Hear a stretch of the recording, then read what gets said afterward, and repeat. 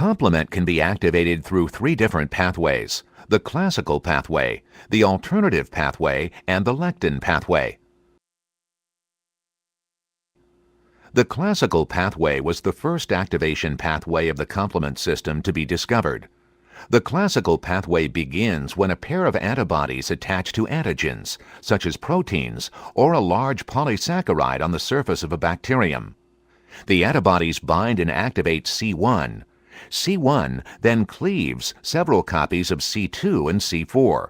Together, the C2a and C4b fragments form an enzyme that cleaves C3, activating the complement system.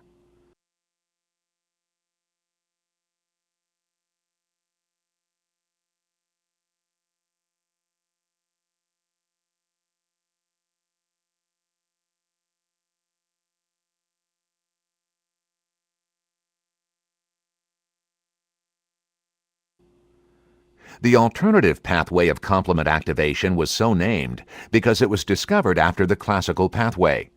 While the classical pathway requires antibodies specific to the invading microorganism, the alternative pathway requires three complement proteins called factor B, factor D, and factor P, or properdin.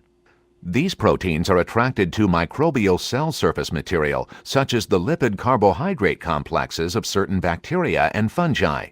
Together with C3, these proteins result in the cleavage and activation of C3 proteins, which in turn activate the rest of the complement system.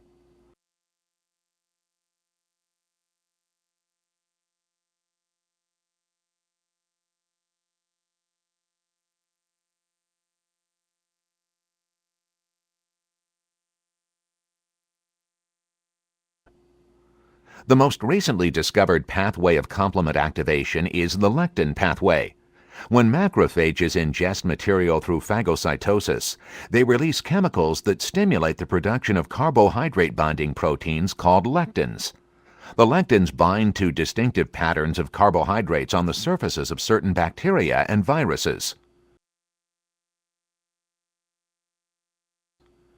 The lectins themselves can act as opsonins for phagocytosis, but also activate C2 and C4, which leads to the activation of C3, leading to the activation of the rest of the complement pathway.